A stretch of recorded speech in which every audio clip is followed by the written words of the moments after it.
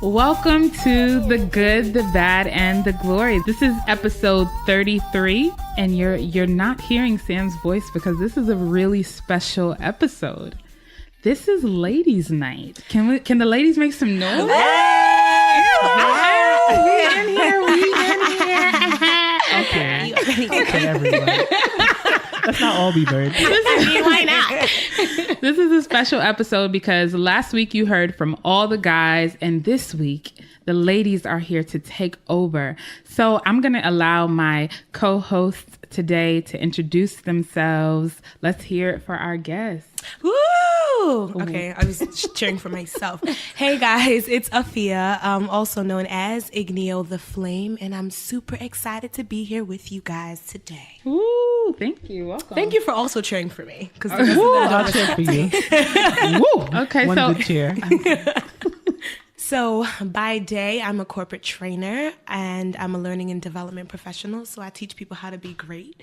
And all the other times, I love the Lord my God. I am a worship leader. I am an artist, singer, songwriter, all the other stuff that us musical people say. That's me. So yes, I'm about it. welcome to the show. Thank you for having me. All right, who else do we have here? Hello, everyone. I am Nadine. I am, I guess by day, since we're doing the by day, by night thing. By day, I do communications and marketing for Education Reform Organization. It sounds really fancy. I just basically write all day. And by life, I like to say I'm a certified life coach and a budding baking business owner. Yeah. So, I like to bake in my Her free pies, time. though. Yeah. MAGA. If you like pecan pies, hit me up. Yes. If you don't like pecan pies, hit her up. You're about to like pecan pies. Just saying. What else are you, though? What else are you? I'm a lover of the Father God. You're my sister. I'm also Okay. Nicole's Okay. sister. But y'all should see Nikki's face. She's so offended. I wasn't sure if that was going to be something special, but I mean, first and foremost, Yes. I am the sister Okay. of Nicole, your favorite female Good, Bad, Glory host. Okay. Yes. Thank you. Who else do we have here? And family of the podcast. What's going on? Yes. It's Naomi, guys. Nail's back. I'm back again with vengeance. You guys already know what I do. I am a event coordinator and also indie artist project manager. And by life, because I'm stealing that from Nadine, I love to cook. So I would say I'm a cooker, I guess. Absolutely. But yeah, that's pretty much it. That's about me. And I am the wife of Sam. If you guys don't know, your first time listeners, I am the wife of the amazing, handsome Sam. Yeah. I love you, man. Yeah, exactly. Come on here. Yay. I'm so excited that you all are here. This is going to be a really good conversation. Yeah. And as we do here at The Good, Bad, and the Glory, we start off with a highlight from our weekend, right? So tell us one great thing or the best part of your weekend. I'm going to sound really Christian, but the best part of my weekend, honestly, was my church service. Mm-hmm. So we were in worship and it just went crazy. Mm-hmm. Like, you know, that moment where God just falls and to the point where you kind of zone out. And when you zone back in, you were like, yo, that was amazing. Mm-hmm. Like, it was really, really good. It was just what we needed. Like, so many people were just basking in it afterward. Yep. The worship was great. The word was great. Everything was just great. And that was my highlight, honestly. I promise you I'm not super saved, but it was still my highlight. I'm about to sound real old. Oh gosh. Can sleep be a highlight or no? Always. Okay, because I mean, honestly, no. Let me rephrase that. It's not that sleep was a highlight. It's that I have the choice to do that. Mm-hmm. You know, sometimes like your schedule gets so crazy and you're tired, but you can't do that. Yeah. I just appreciated that this weekend. I was like, you know what I'm gonna do? I'm gonna sleep, and it was awesome. So that was actually the highlight of my weekend. Mm-hmm. Dope. Oh man, for me, I had a bunch of like highlights. So I'll just due to. One, I saw Black Panther. Yeah. Yo, I'm going to see it at least like 100 more times. Every week that it's in theaters, I'm going to go see it. Okay. That may actually be expensive. Maybe a while. Right? Maybe a little excessive. But legit, I would buy it from the Chinaman who's selling it. Okay. Don't do that. Don't do that. We're going to take that out. I will buy it from... I would get it from a bootlegger though. No. I would. But then you would also go and purchase it from the people All the time. Sell it. All the time. But I want a copy of it. Like they don't sell it on Right. DVDs anymore. Like they don't really be putting stuff on That's a real DVD. thing, you're right. It's like it's gonna get on Netflix. So I want like a physical copy to show my kids. Yeah, Like that's good. That's good. that is the only reason why I would get it. You should get a From VHS. Okay. Good luck with finding that. And also, also my friend or our friend Matt T Yes. sung at the Apollo this past weekend. yes. It was amazing. Yeah, Shout out to Matt. Matt T. It was always. so good. It was like a musical, historical, like take you through the journey of like African American history. That's awesome. Yo, it was mind blowing. The visuals, the music, the singer. Oh my God, it was so good. good. So yeah, I did that, and it was my first time being at the Apollo. So that was really cool. I've never been to the Apollo. Yeah, me neither. You have. We saw Music Soul Child. Oh, that's Thank God for sister. Right. wow, that's true. Makes you honest. Well, I don't have a sister to tell on me, so I've never been to the Apollo. A highlight from my weekend. You know what's crazy? I woke up this morning and I said, wow, I had a really good weekend. Like, this weekend was lit. Like, I had fun. Not that it was, many things happened, but let's see. One highlight. I went to a Black History party on Friday. Ooh.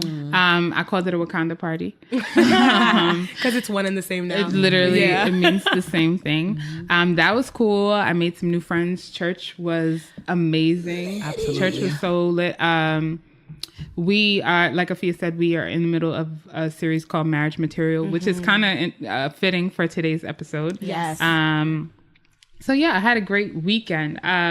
But continuing on the Black Panther thread, though, let's move right into hot topics, right? So first up, Black Panther is Every still single thing. it's still going. It's still buzzing.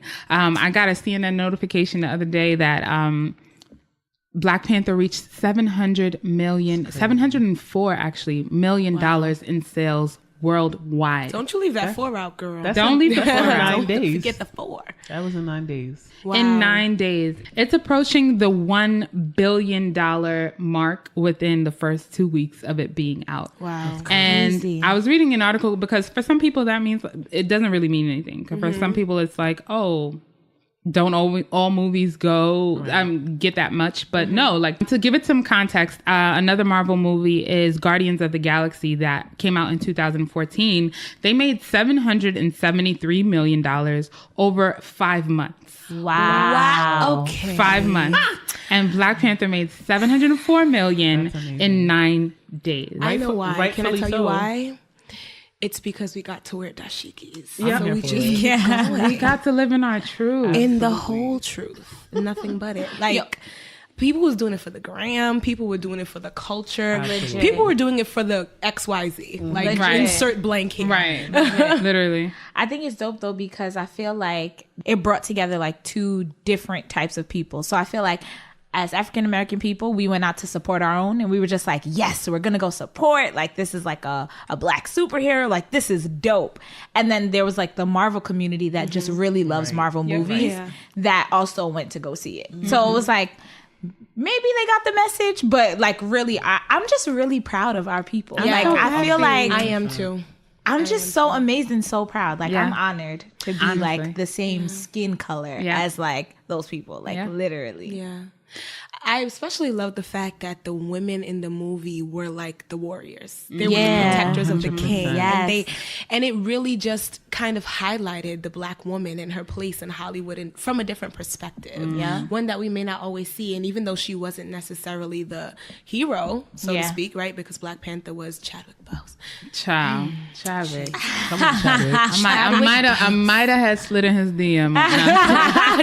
Just a light slide. Just a light slide. Just it's like a little slide. But even though she wasn't necessarily, or the women weren't necessarily the heroes, they were still the frontline center, like defending for Wakanda. Yeah, absolutely. And I love that they weren't sexualized. You know, like they were beautiful, they were fierce, they were strong, but they weren't sexualized. And I think it's so amazing. One of my favorite parts of the movie was that I feel like they did a really good job of really highlighting the history and the culture of Wakanda, the fictional African country, but also like showing how futuristic it was. You know? Well, like the fact that those women, they're actually, I think they were based on real warrior women. I think they're called the Mahoney Amazons. Yes. From like the 17th. They were like the strongest warriors or something in the 17th century. So I just think that was amazing that they actually used real history to showcase that in the movie, you know? Yeah. I especially wanted to shout out Danae Gurira. I'm not sure if I'm pronouncing her name right, but she just was. I think she's also from The Walking Dead and a lot of other.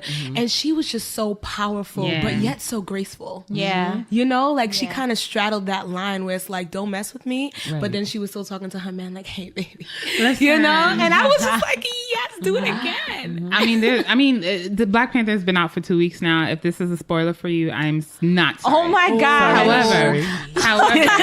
However, my favorite part of the movie, like I lived, was when she was the leader of the warrior princesses. Right. When they were, they're not. Are they?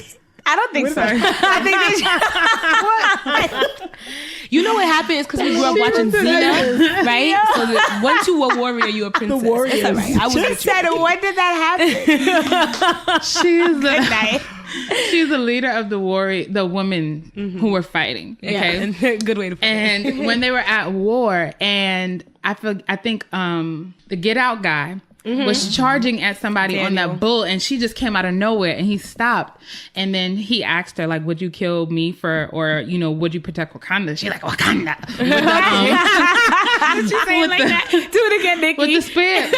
Nah, it's a special Wakanda. No. And then like he knelt down, he dropped his weapon, and all of them submitted to her, and I said, yes. Yeah. It was a win. It was a win for us. It was all around. And I also, I'm sorry. Go ahead. I also think I appreciate how the men in the movie, and I've actually heard opposing arguments to this, but I appreciate how the men were still strong, but they showed how much they revered the women. Absolutely. Yeah. Like, the women had their place. There was even in the casino scene, and these are all spoilers. So Jesus, I'm so sorry. But in the casino scene, like they actually started moving because she was like, no, it's time to move, and I'm sorry, we can't wait. So, right. And I just appreciated that it wasn't him being like, no, I'm the king, you're going to listen to me. Yeah. It was just like, I respect you for who you are. You said let's go, and we about to move. Right. So I think it was dope.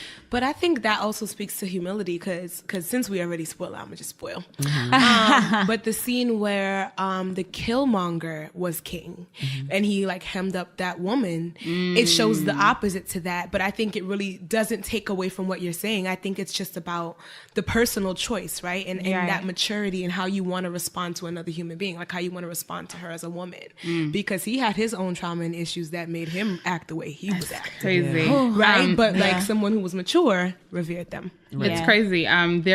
First of all, 1 million think pieces have come from this movie, and we can literally go on and on. But I want to say one last thing that I read this article today about how the Killmonger is not a villain, but more so a product of like systemic issues and just like barriers and all of these things and trauma. And I'm like, oh, let's get into it. Like, but that's real. I feel like we can literally do an entire and they episode. even addressed that in the movie. Like he said, you caused this. Like he said, since we're all spoiling, he said like you caused this. You pretty much talking to his dad, like you set this up. You abandoned him, and this is now what is happening. I can't go with you. I have to go back. Like that. Woo. But to that point though, and then I'm sorry. No. Because you said that, and like I feel like it's part of a larger conversation. It's Yeah. like the haves and the have-nots. Because when he first came back to Wakanda, he was like, oh, you guys are living good. And you guys left the rest of us to starve and to be pillaged and to be like abused. Yeah. And it kind of shows like that dichotomy as well, even within our community, the haves and the haves not, you know? So, Right. Ooh, so good. If y'all didn't see it, man. my. It's crazy. Moral of the story, Black Panther. That's it. Go see it. Can we also just say that it is the second week it's out, right? And tickets are still being sold out everywhere. Like for Sam and I to see it, we had to drive to the city and see a 12:10 showing. It's because everyone's going back. Yeah. It's crazy. Everybody. Yeah. And that same movie theater had a showing for 1:14 in the morning. Yeah. Like we got the last two Rightfully tickets. so. Like Oh, it's wow. crazy. Yeah. That's amazing. Oh, Yeah. I just loved it. Wakanda forever. Yeah, For real. like, it's, No, for it's a part. It's a thing now. It's Yes. a thing now. That's my tribe. I Like, just want y'all to right. The Jabaris. what's his name? Winston Duke. Come on, Winston. Come find me. Come find all of us. Except for me. Except for Nail. Don't find me. Yeah, don't find me. Wow. Speaking of peak blackness, the Queen Mother, Michelle Obama, has Come on, announced. Queen Mother. I love The that. Queen Mother, Michelle Obama, has announced that there is an upcoming memoir called Becoming that she is writing that's going to be released in November of this year. I love this woman. Me too. I I might this take the woman. day off. Right. It's a national holiday. I Yeah, can't legit. function. I mean, she can do no wrong. Yeah. Auntie Pastor. Yeah. Auntie That's my Pastor mother. Bishop Obama. So she put out a tweet today that said, writing Becoming has been a deeply personal experience. I talk about my roots and how a girl from the South Side found her voice. I hope my journey inspires readers to find the courage to become whoever they aspire to be. I can't wait to share my story. We cannot wait. Either, Michelle. Yeah. We are so excited. Oh my gosh. You and them arms, go ahead and write that book. Yes. You and them arms. Come on, arm We're goals. going to read them. Tisha. Come on, brain Yo. goals. How about that? Yeah. Life goals. Like, Right. Come on, everything. goals. Right. Just everything about her is a goal. Legit. She should have been in Black Panther. Bruh. She could have been the I warrior. actually couldn't take Shut it. I wouldn't have made It it wouldn't. out. No. I wouldn't have made it out. I was. Yeah, no. I don't think our do it. souls were ready. Yeah. For Michelle Obama. Yo, They to should've be put like the Pastor warrior. Oprah in there too. Yo, past the Pastor President Oprah. It would have been too much. It would have been too much. Oh my. No, I agree. Perhaps. Oprah's having something coming out though, right? But it does not What is it look. called? It's called Mud. Land Before Time. No. No, I made what? that It's called It's not called No. before. feel No. What is it? silly. No. It's something. A Wrinkle in Time. A wrinkle in I redeemed time. myself. I said Philly. That wasn't it. Nope. Don't go there. But I can't even clown you because I said mud. And I'm not really sure why. Yes, a wrinkle in time. But it does not look like it's. At least for me, from the trailers, it doesn't look like it's going to be a hit. No, it doesn't. It's odd. It's I don't very think people know weird. A little what different. it's It's about. not going to be a Black Panther. Yes. But Oprah's doing it. Yep. Oprah's done. And Mindy Kaling. Who's Mindy Kaling? That's Yeah, I was like, that's the actress from the Mindy Project. That's right. Oh, She's the comedian. Indian woman. nice. yeah, Indian? she's Indian. Yeah, She's funny. Amazing. She's funny. Yeah. Cool. So I'm excited. In other Black women news. Sorry. Right. Sorry. Oh, did I shade Mindy? She was like, a little bit. A cool. little bit. It's fine. And other black. My bad. Shout out to you, Mindy. We love you. Right. Not really. Okay. However, in other Black women news, right? So I don't know if you guys have been following this whole situation on Instagram, on the Breakfast Club, period. A few episodes ago, we talked about Monique's request for the culture to boycott Netflix because she felt as though she was being discriminated against due to her being Black and due to her being a woman. Since then, so many things have transpired. Charlemagne actually made Monique Donkey of the Day for this. And they were going back and forth on social media, so much so that Monique came to the Breakfast Club and they had this entire hour-long conversation with Monique, Angela Yee, Charlemagne, Ibra, Envy, and Daddy. If you watch the interview, Daddy is Monique's husband, who was also there in spirit over the phone in the interview. And Cindy Hicks. Cindy. brother Cindy Hicks. Right. So what are your thoughts on this situation? The sighs are on the roof. Collective sigh. Yeah. I think that I have a couple main thoughts. I think I'm not discrediting that what Monique experienced really might be attributed to the fact that she's a Black woman. I'm not. But what is hard for me is that I don't think she made a strong enough case as to why she made that correlation. Yeah. And I feel like if you're going to take that kind of stand, I need you to call Monique Presley so that she can manage your PR. Yes, girl, that's because it. Yeah, I need yeah. you to know. She was a lawyer for Bill Cosby. Oh, yes. And she used to drag all of the yes. reporters. Black girl like, magic. Yes. Listen. But like, that's my whole thing. Like, I need you to really back it up with something that's logical. Yeah. And like, you can draw those connections, not just based on, well, my experience has been discrimination. So anytime I don't get my way, it's discrimination. Right. Like, we need evidence. Like, for me, like, I understand where she's coming from, but it's $500,000. Do you know what I can do for $500,000? Like, do you know what we all can do with $500,000? Like, for me, I get like you want to be worth more. I completely understand that, but I also feel like you're asking people who work and like earn their money to pay their Netflix every single month to then boycott something that is like, to them, like a luxury almost because you're upset about $500,000. Right. I mean, first of all, I'm not a Monique fan. So, I mean, this is neither here nor there for me, but I understand what she's saying about feeling undervalued. And you know what? Take your stance. Do your thing. You want to say no because you feel like you're a legend and you should be paid more? Do your thing. Right. But to then ask everyone who is Black to boycott Netflix because you feel undervalued. Right. First of all, like, what? Right. You know what I mean? I get it. And I get that, you know, together collectively, I understand the impact we have when we come together in unity. And I think that's the point. She's trying to show Netflix, like, no, we have real buying power. We're going to stand together on this one front. Right. But like, it's you're standing alone right now, honey. Right. Like, you know what I mean? Because there are other Black people getting, I mean, I don't know the details of this, but I'm sure, and just based on some of the things they said, like there were other offers to other like Black comedians. So I don't know. It feels a little outlandish. Right. To me, I feel like she's persecuting those who won't stand with her. Right. Like it just, your approach to it is, it doesn't make me feel like what you're saying is your purpose behind it is actually your purpose behind it. Like, I feel like, oh, if I don't do this, then I'm not Black. I don't get it. Like, I'm confused by this. Yeah. Like, I saw Black Panther. Like, I support my own. Like, I've been to I'm not, for me, it's like, we're going back and forth. Like, even in the interview, she said something like, you know, she was with, other like interviewers that were non-African American, like, descent. And she was like, you know, even they supported her, you know, but when it comes to my folks, I'm like, why does it have to be that? Right. Like, we support you. Right. Do you like that? We're 110, we stand behind you, but I'm not giving up Netflix. I agree. I think that her approach is what is failing her right now. Yeah. Like, I do think there's a point to what she's saying. Absolutely.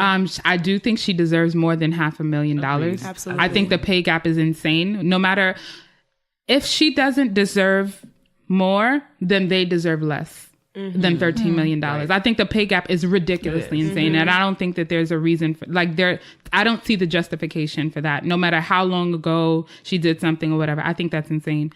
I think her approach is wrong, but I also don't think that she deserved to be Donkey of the Day. Yeah. I think that's a little bit.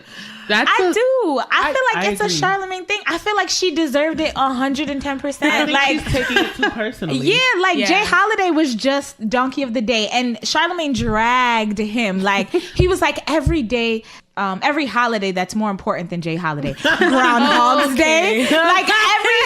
He's like Groundhog's Day. Right. Selfie Day. Like, it was mad different days more important. Like, it's just a thing that he does. I feel like she took it to a whole nother level. It wasn't that big of a deal. Like, everyone, like, he's been Donkey of the Day. Like, his own self. Like, his co-hosts have been Donkey of the Day. Like, it's an opinion. It's not a matter of fact. Like, it's an opinion, and he puts it out on public display because there are other people that have that same opinion. Right. I agree with Nikki in that I don't think she should have been Donkey of the Day, only because it's like similar to like back in the day when you're playing with your cousins and y'all have a joke that you're sharing amongst each other. You're not gonna go call your auntie whatever you was calling your cousin. Right. And I feel like she felt personally disrespected because of the gap, like the age gap, and the fact that she's like, listen, because even when she was on the show, one of the things, the example she drew from was the fact that like, you looked up to me when you were starting out. Like, we're not in the same kind of, we're not peers. We're not friends. Like, you don't need to call me out on your show and name me Donkey of the Day. And I think she felt disrespected. And I can respect that. Like, that's a grown woman. That's somebody... Mama, and grandmama, something. I get that. I could get that if Charlemagne had an age limit to Donkey of the Day.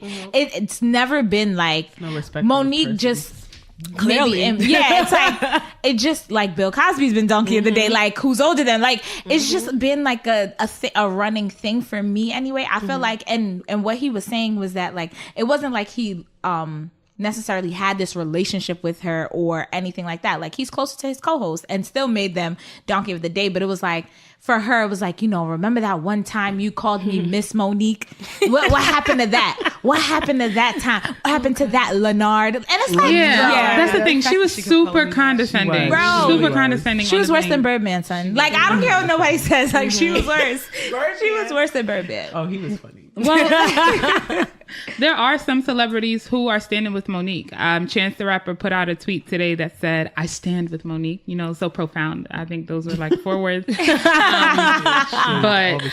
honestly, I don't know. I'm torn on this. Yes, it is Charlemagne's job to you know, poke jabs at people, but I do think that this is an issue that's it's real and it's personal to her because it's been her experience, but it's a larger conversation. Right. And it just felt kind of like, it kind of like it was a jab that they would make fun of something like this. I don't know. But I think she solicited that type of attention because of her approach. Right. Yeah. Like, it's more of like, he responded to how you put it out there. Like, he hasn't made anyone from like Black Lives Matter, like, you know, Donkey of the Day. And that's an important issue. And that's like an important topic. That's what he was saying. He was saying that you've taken an issue that is actually really important and personalized it. Yeah. Like, so he's not belittling the issue of like race and gender equity at all. He's just saying that that's not what this is right now. Right. You're making it something that it's not. Right. And Yeah. But I don't think he can say that. And I think that's the problem. I think Monique's camp, their issue, like all the people on her team did not show why it really was. Like, they didn't put enough facts on the table for people to make that connection. Right. Because I don't think that there's enough that we know about the story for him to say it's not that situation. And I think that's part of why she took it so like offensively, because she's like, you're making this issue Donkey of the Day, when he's like, no, I'm not. I'm making you. So it's like, that's kind of the disparity. You're the donkey. Right. Not the issue. Me too. Right. So yeah, I mean, we'll see how this plays out. Yeah. Monique is still on tour, you know, on tour with interviews, making her case to everyone. So her and Daddy, we'll just see how this goes. It's frustrating to me. I think it's really annoying. What's her goal? Yeah, like we're like for everyone to stop watching Netflix. Like, I think her goal is to get money. Her goal is to get what she's worth. Why do I have to stop? Like, and a lot of people may not agree with this, but it's the same feeling for me. Like how people felt like everybody should boycott H&M. I felt like his mother was there. She signed a contract. She saw what he was going to wear. That's a decision that was like, you have to be in a place where you know for yourself what I'm doing is incorrect, right? And therefore now everybody should boycott H&M. I was like, well, I don't personally agree with that, because at the end of the day, it was a decision that was made, right? With the Monique thing, for me, it's more like, with the Monique situation, it's more like, okay, cool. The thing that benefits you from all this publicity is that you'll get more money. Like that, it was like, oh, Netflix said I'm worth less than Amy Schumer. But it wasn't like, they didn't say anything in regards to your race or your ethnicity or your womanhood, because they paid Dave Chappelle what he's worth. They paid Chris Rock what he was worth. Yes, they're men. And, you know, a Black woman comedian hasn't come up in that same fashion to me. I don't think she's in the same lane as Dave Chappelle and Chris Rock, who have stood alone as comedians. Like, Monique has been on The Parker. She's been on, like, you know, in different movies. Like, for me, you're an actress. Like, a special for a comedian is of that caliber. I think they definitely would have paid her. I think it was like, oh, we should do this out of respect to Monique. Like, let's give her a special because she's the only one who doesn't have one, who's up there in age, and, you know, whose career might be, you know, taking whatever kind of turn or swindle is taking. And they were just kind of like, let's reach out to her. Let's give her this. Right. And I think that goes back to the fact that it's been her approach. Like, she came into it saying, I'm Monique. How could you not? Yeah. Right. Instead of saying, like, this is what the situation is. Right. You know, so, I mean, let's see how this goes. Right. I don't know if Netflix is going to budge, but I mean, at least she's getting... Everybody's talking about it. So that's the thing. So I'm sure Netflix will be more mindful in the future when there's another Black woman or another Black actress or someone else who wants their money, wants to get paid. Are y'all ready to hear from Monique? She's going to call us after this. She's calling she's gonna call her in. and Daddy. She also called out Lonnie Love from The Real. Did y'all ever see that? No. She called her out because Lonnie had made a joke about something. Like about her and her husband's like open situation. And she was like, I called my sister Lonnie and I said, sister, why would you make a joke about your other sister? Like, for me, it's like you call everybody. So now we're all going to get phone calls. Yeah. Just so y'all know. Talk to my auntie Momo. So the one more like thing that just kind of came to mind with Monique too is how we have to just be mindful of the stories we tell ourselves about our experiences. Like, because I haven't heard anything where she came straight out and said, these are the facts, why I say pointedly apples to apples, it's about gender and race.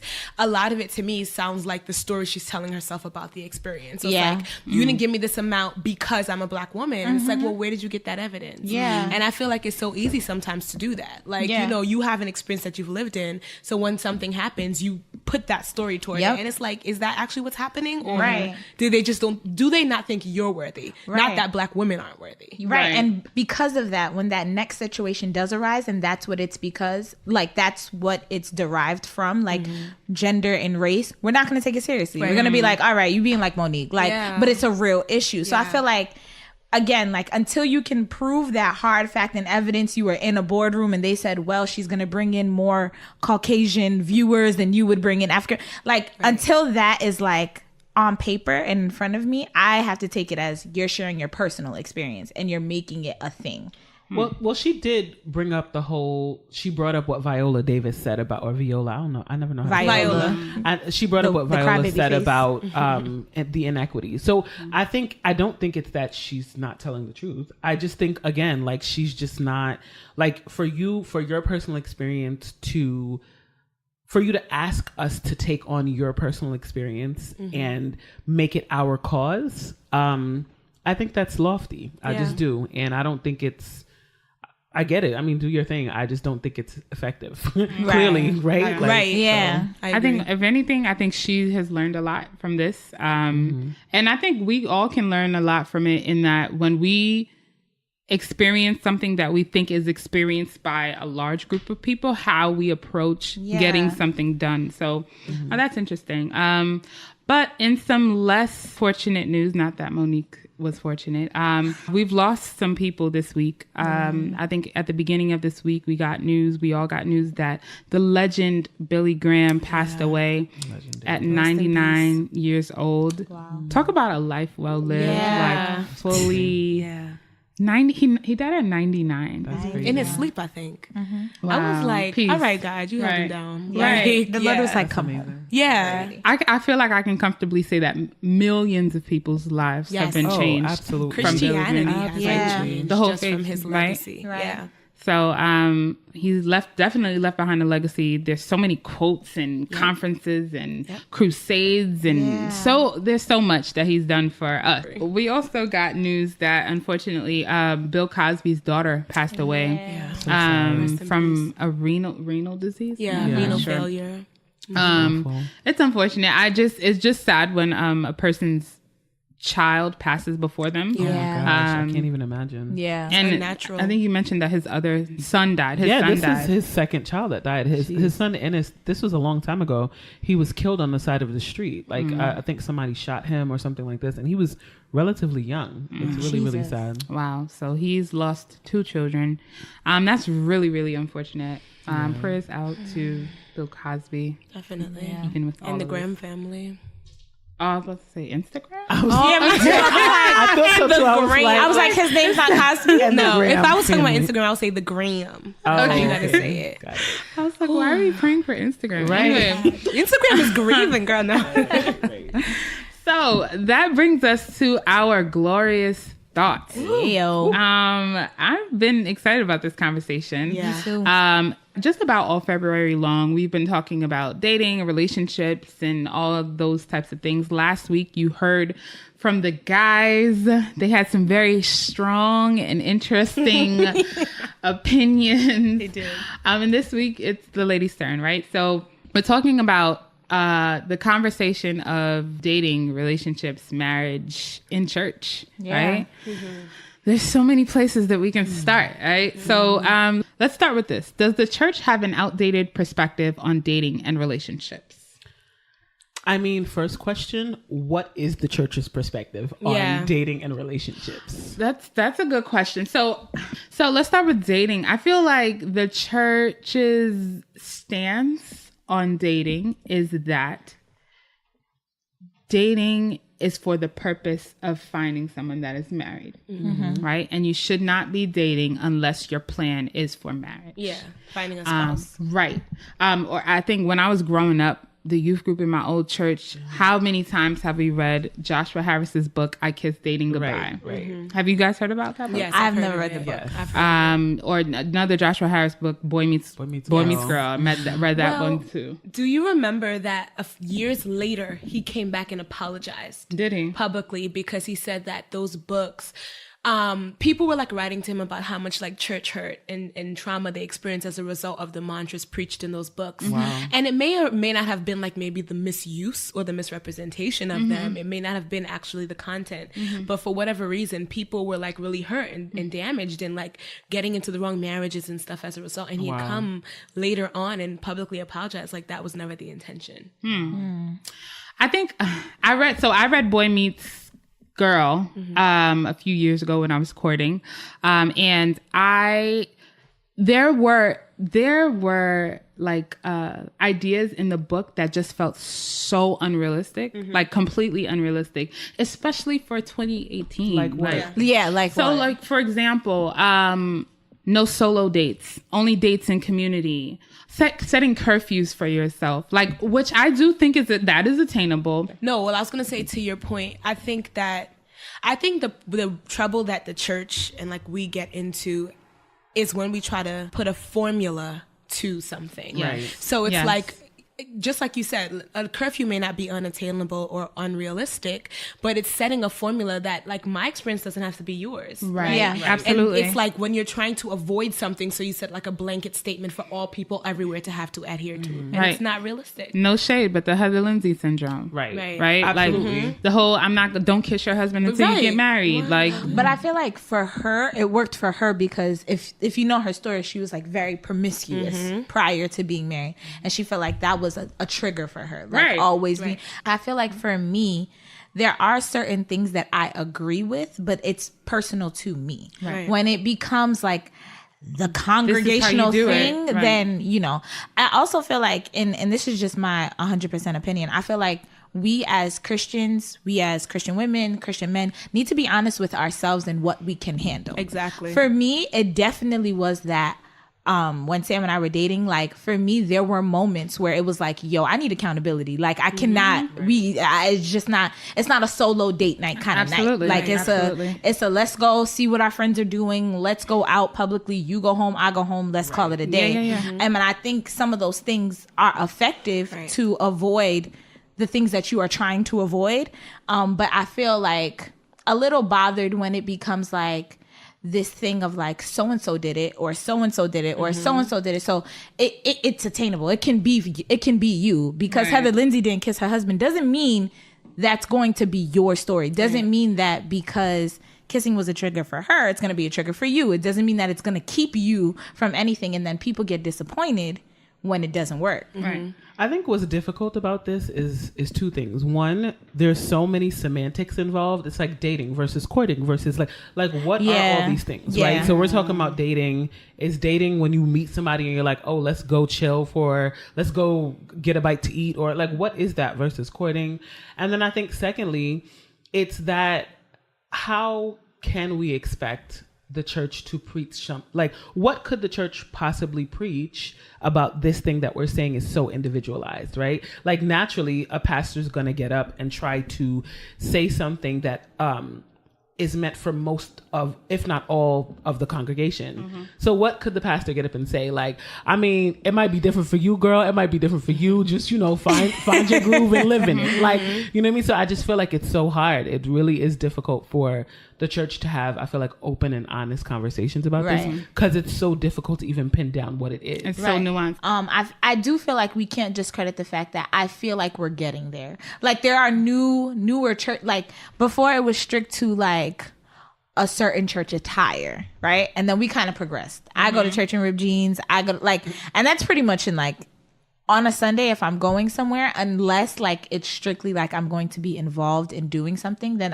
obviously I respect the house rules. But the Bible says come as you are. So for me, I'm not covering my head. I'm not. And if you do that, that's, totally up to you. But I feel like we've progressed in some direction. And now we have these new churches like Hillsong and VU Church and Elevation and Christ Hab, and these churches that are like promoting modern perspectives to Christianity. And I feel like through those churches and other like churches that are under that same umbrella, we'll get there. I just feel like and even so much so, dare I say, like as I think like Caribbean churches, my prayer is that they'll get there. Lord help they'll get there. You know what I mean? Like that's my prayer, is that they'll get there. But I feel like the kingdom, or like the church as a whole, like on that scale, we're like progressively getting there through churches like Hillsong and Elevation and things like that. Because I feel like to them it's a very like, hey, we understand, like, what is your story kind of thing. Like, I get that this is happening, but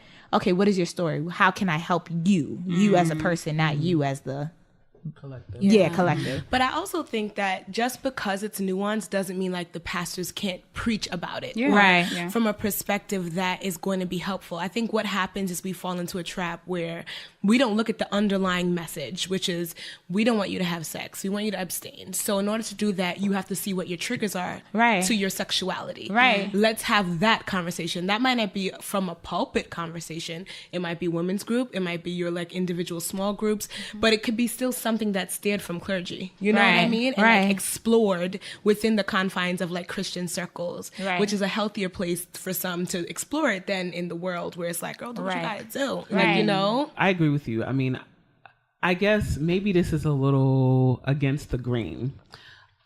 I think I have a problem with the fact that everything goes back to being about abstaining. It's annoying. It's like we get it, and rightfully so. Like I get it. That's right. We're talking biblical stuff here, right? Like we understand the importance of abstaining.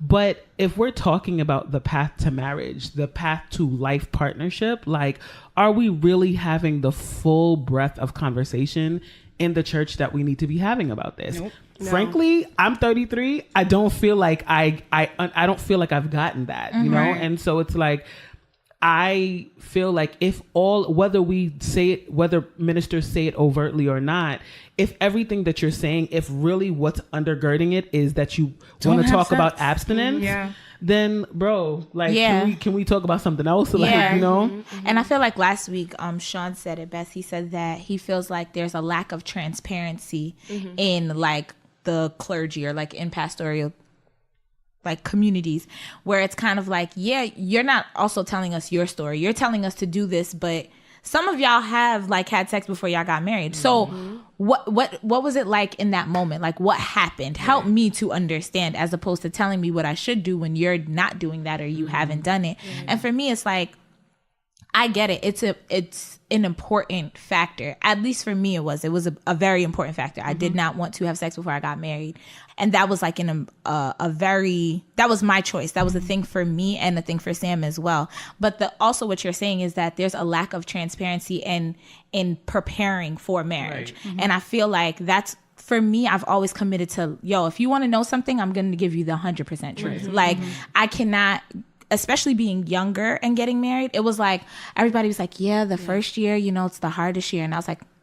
Okay, like what do you mean? Like, you'll probably get into arguments about like, boxers on the floor, socks on the floor. I'm just like, that's actually not what happens in your first year. Like, you did not tell me that real world things hit and you may have two different perspectives on how to tackle that thing. What does it look like coming together to figure it out? Right. And literally, I just felt like, okay, well, now I'm lost because nobody, like, all I heard was abstain, but not how to get there. Like, it's so crazy because when in church, when we talk about dating and relationships, the focus is around sex and abstaining. Yes. But when they talk about marriage, the thing that you hear is that it's not just about sex. It's not only sex. Like, marriage is so much more than sex. But while we're preparing for it, let's just talk about sex. Right. Like, it's just so strange. Right. Like, true. And so what do we add to the conversation? Like, so Nao, you talked about like how you feel like there was a lack of transparency. Like, how do we add that into the conversation? I feel like being honest, like, at least for me, like, there were a bunch of different like married people around me. And I feel like I was getting like half truths. And I get it because then we fall into, you're covering your spouse, so you're not sharing too much. And all of that stuff for me was very confusing. Like in the beginning, I was like, okay, so if I say this, then I'm not covered. Like what is it? And then you feel like, oh, I can't be as transparent. But for me, it was like, okay, cool. Like these things are happening, right? There are things that are going on. And Sam and I have talked about this on the podcast before. Like, we went through a huge financial strain in the first year. Not one person was like, this could happen. Like, real life can hit you and it may try to tear you both apart. That was something we had to learn on our own. And for me, it's like, dag, I wish there was someone to be like, when real life hits, make sure you're focused on watering your marriage, like being intentional about your relationship. Like, don't let the things of what's happening in like naturally, like natural things are happening. Don't let that affect your marriage, like separating you to a point where you both are arguing or angry at each other, or being upset. Like, I feel like for me, and y'all know me, I could be a little bit of a hothead, right? Like, I could be a little like, I could get a little testy, sometimes. So for me, when things are not going right, I get in that testy mode. I'm like, nah, we got to figure it out. Like, and I just get really like, and it wasn't until one day I was having a conversation with my mentor, shout outs to her. And she was like, these things are going to happen for the rest of your life. Like, if you allow the first one to separate you in such a way, then that's it. It's over from there. Because that at that point, that's the thing that has broken the foundation that you work so hard to build. And I was like, wow.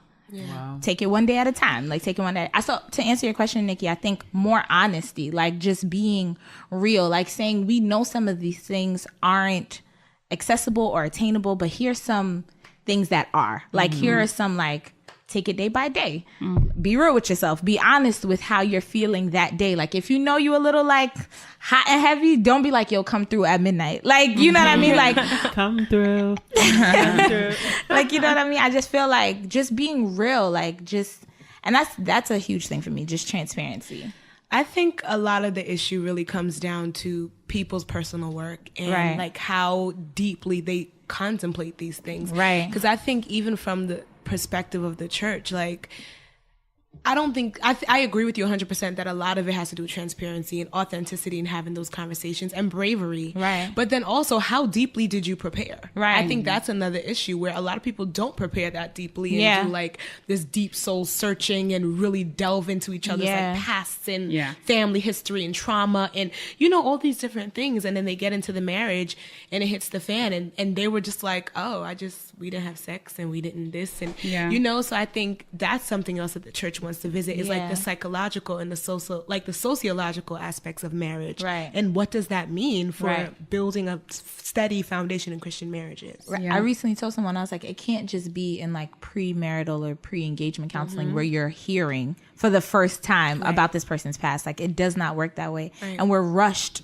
So like we're rushed into marriage, like in the church. Like, it's like, okay, you're young, you're this, you're that, get married. Here we go. Boom, bam. Now you're married. You're happy, right? This is happening. And it's like, actually, like all these things are not actually working. And just like you said, just going into knowing yourself first and foremost, like, is important. Yeah, I mean, I think for me, just as the most like, I think for me in the most like basic way, I think there aren't enough structures in place for teaching you how to get to know someone before you marry them. Like, what does it actually mean to fully know the person that you're with? I think a lot of times we put a time frame on it. So it's like, you'll hear people say, you need to be with this person for a really long time and see them through ups and downs and highs and lows and all of that.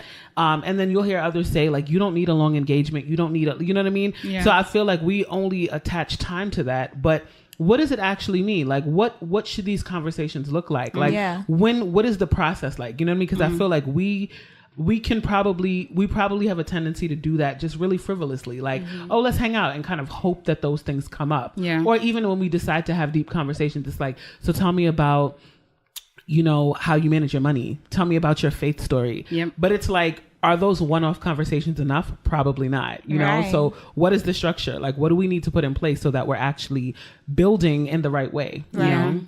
I think it has a lot to do with emotional intelligence. I think that emotional intelligence and mental health needs to be more of a conversation when we talk about dating and relationships, right? Sure.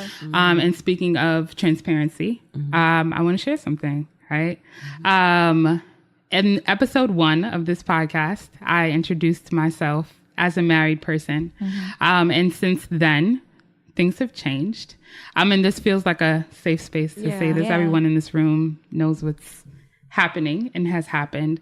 Since then, things have changed. And I think for me, hindsight is 2020. Right. And so what I wish that was talked about in preparing for marriage was that for women in church, the conversation is always around submission. I think that the conversation is focused on submission. And I think that presents a challenge when in church, I feel like dating and relationships are talked about in a way that prepares you for someone else. And I get that. I wish there was more preparation of the individual as a person, just alone, independently. Because I know for me, and I want to be intentional, this has everything to do with me and nothing to do with anyone else. Right? I think that submission for a woman plus not fully knowing and being secure in who you are, plus submission again can equal chaos and toxicity in a marriage. And that for real, that has been my experience. Like, because I submitted to my partner without being a fully realized human being, it was a recipe for disaster, honestly. And I wish that more of the conversation was around making sure that we are all whole human beings before we decide to be with someone else. Because I was submitting to someone so much so to the point where I lost myself. And I think that we only talk about submission. And yes, that's what the Bible talks about. Yes, I believe the word of God. That's what the Lord says, that the role of the wife is to submit to her husband. And I fully am aware of that. But what does that look like for someone who's not emotionally healthy? Right. And I mean, but I think also like that goes back to like, what are the scaffolds in place? We don't know what it means when we tell people do the work, like make sure that you're whole. What does that mean? Like, what does that even in the context of church, right? We know that God, we know that Jesus saves. We know that God can heal. He can deliver. He can do all those things. But what does that actually mean? Like, what does it mean when you've gone through all this emotional trauma, right? And sometimes we don't even identify what we've gone through as trauma. Yeah. Right? Like we think trauma is like, oh, I was raped, I was sexually abused, which obviously that is, that's like overtly traumatic. But sometimes it's that maybe over and over you got curved and you didn't even like, you don't know what to do. You didn't process that as, oh, that was that guy's like drama. You processed it as I'm not enough. And you go into a marriage thinking or acting from the place of not enough. You know what I mean? Like you don't even know. So it's like, what is in place for you to even discover those things? It's so true because in the mode of full transparency, there was one time early on when Sam and I got married, we were like in a heated discussion about something I actually can't remember. And Sam started talking with his hands and instantly I shut down. I was like, nope, we're not going here. Like, you're not doing this. And eventually, like, I saw someone about that because I was like, I reached out to a therapist and I was like, yo, there's something wrong. Like, I shut down when people start, especially like males, when they start talking with their hands. And she was asking me like, well, where does that stem from? And I was like, oh, it stems from my past relationship and being in a domestic situation where now Sam is heated. He's talking with his hands to be expressive, not to harm me. But I take that as harm. Right. And because I never addressed that, like solo, it affected that situation. Like I was like, no. And he was like, why aren't you speaking? Like, why aren't you saying anything? I was like, no. Like, absolutely not. Like, I'm not going here. And I was like literally shaking. But he was like literally talking with his hands to express how he was feeling. So it's like, that's what happens. You get the two mixed up because you're not dealing with your inner self. But I also think that I agree 100%. And I feel like that's also the heart of what I'm saying, like about doing that, figuring out what that looks like. But I think sometimes we place too much responsibility solely on the church. Because to me, a lot of what you're saying, this is a Black community thing. And I can only speak from the perspective of the Black community. So I'm not saying other communities don't have the same issue with understanding mental health and really kind of delving deeply into how your experience as a child and your other experiences have impacted you as an adult, and really understanding what it means to know yourself, right? Because it's like, how can you recognize if you've lost yourself in any situation, not just marriage, if you never knew yourself to begin with? Right?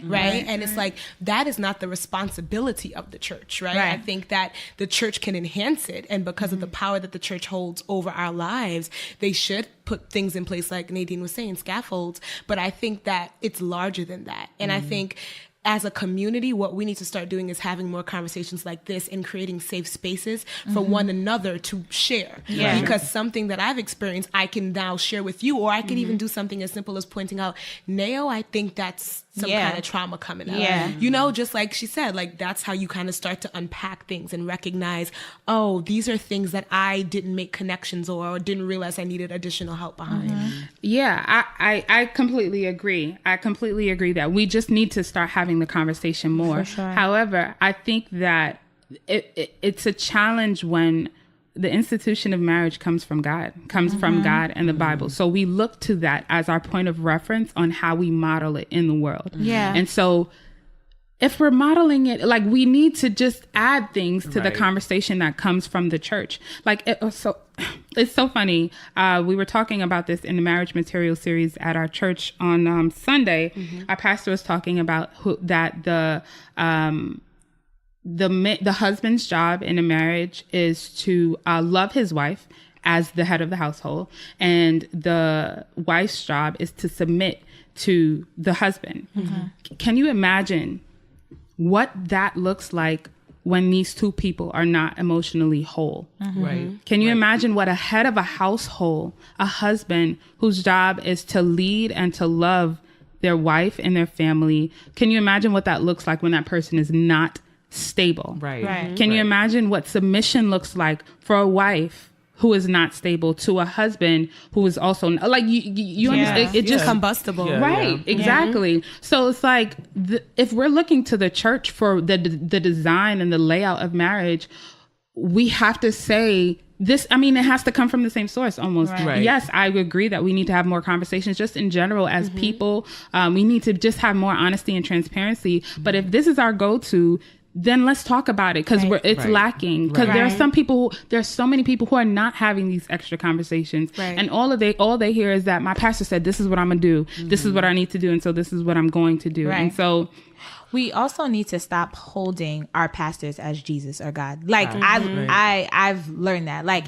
it's not just a matter of because your pastor says, like, sometimes in true like form, our pastors are all human beings. Like, they're all human beings that are going through their own thing, their own life, their own marriages, their own families. Like, they got their own like situations going on. So yes, sometimes they'll make a mistake. We'll see somebody like, perfect example, Ty Tribbett. He's a pastor. Yeah. He's made a mistake. You know, he reconciled with his wife. It worked out. Amen. Praise God. But he's a human being. Right. Everybody crucified him for that because, oh, how could you do this? You're a pastor. You're a gospel artist. Blah, blah, blah.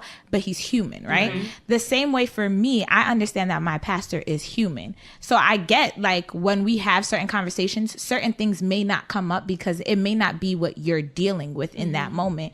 So the person I'm going to look to is like, yo, God, for real, tell me left or right. Like, and honestly, it's like, you can still, I think sometimes we feel wrong for praying about certain things that our pastors may say. You can pray about it. You can be like, Lord, what is it? Like, show me why that didn't resonate with me, or show me why that it sat well, but it didn't sit well. Like, show me why. And he can reveal that to you. Like, actually, it's because you're not seeing your significant other, your future husband or your husband in this light. Right. Therefore, it did not sit well with you. Right. Because sometimes we blame them for something that they've said, but it really is us, and we need to dig a little deeper as to why it didn't resonate or sit well. Right.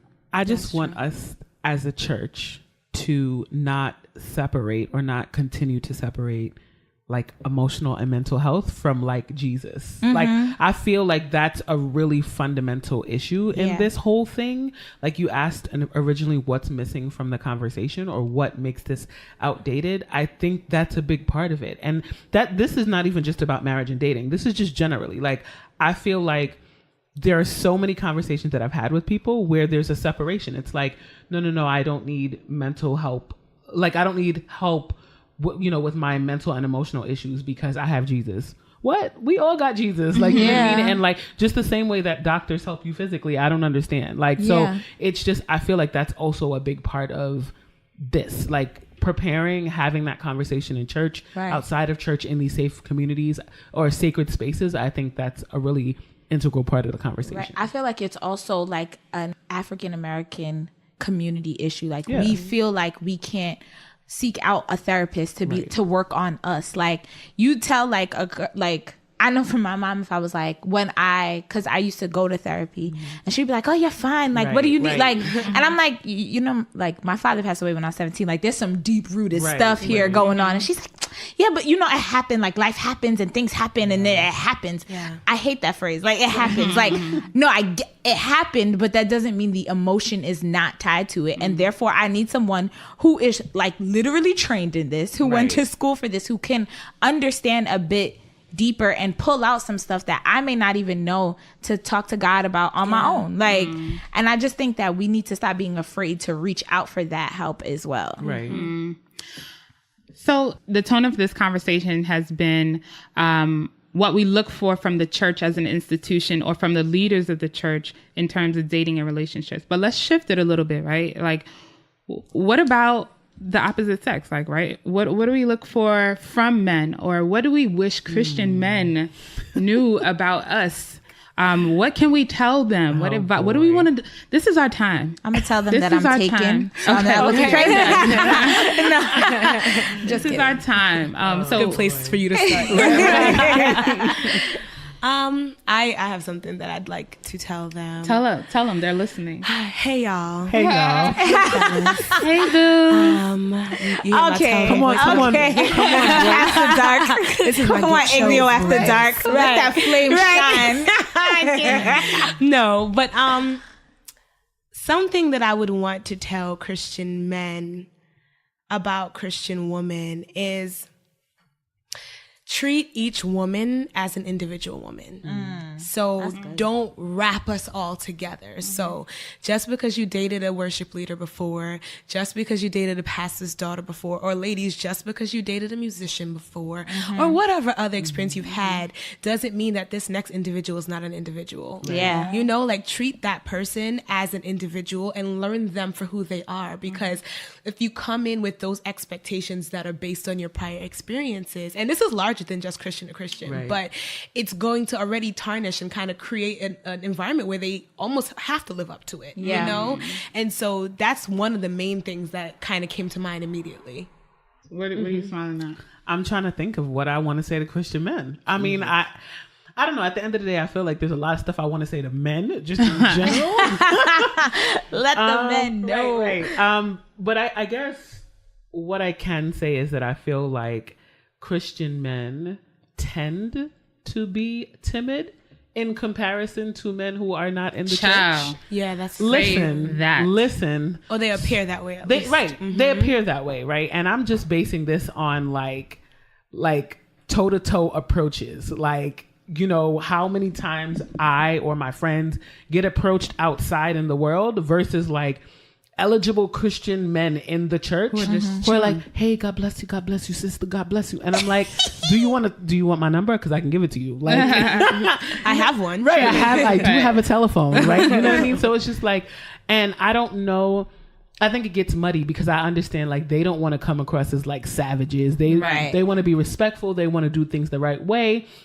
But I'm just also like, you guys, like, let's be normal. Like, you know what I mean? Just like, so yeah, it's just, I just feel, I don't know. That's just something I think about often. You know, it's funny because last week in the beginning of the episode, if you haven't listened to the guys episode, you should go listen to that. Yes. But it was really good. They said, and I can't remember who, so I'm sorry guys if I'm botching up who said what, but I almost want to say that C. King said this, and he said that he feels that women feel like Christian men are timid to approach them, but when they do approach them, they're being too forward. So like he was like, I don't know what girls who told him that? Like they're being too, and I maybe, Oh, it was Aaron. Sorry, I was corrected. Sorry, C. King. It was Aaron. But I don't know if they use the word forward. I may be paraphrasing, but pretty much he was just saying that there's no like. It's like it's either we're not approaching you or we're doing too much when we approach you. And then I believe C. King was like, you know, it's not, just because we give you a compliment doesn't mean we're hitting on you, and that's where the line gets crossed. So he's like, for him, you know what? Hold up. You brought up some things. You brought up some things. But now just as Afia said earlier, it is what they've experienced, and if they do take out their experiences and stop lumping us, then maybe they can see what the individual feels. But maybe they've experienced that on and on again. Like, you know, people saying certain things. I think Aaron mentioned like women say to him like, oh, you're a pastor's kid. I know what you're about. Exactly, or I know what you do. Or, oh, you're a part church laugh. Oh, I know what you do. Like, I know who you are. Oh, you're a singer. You be singing for everybody. And it's like, wait, what is that even? Right. Like, you mean to the glory of God? But it's like they feel like that is, so I feel like they feel how we feel. Like, it's just this ongoing it's a revolving door. Like, we're chasing So I have a follow-up question to that. What do you guys think about Christian men stating their intentions at the very beginning? Like what? Like I'm just trying to smash. What do you mean? What do you mean? Okay, what do you mean? So, all right. Like how you look nice, I want you to be my wife? Right. So like, okay, I'm just responding to what we said, Aaron said, right? Like, so if a guy approaches me, right, and he comes out the gate like, yo, I'm trying to get to know you because I want to get married and I think that you might be an eligible like person.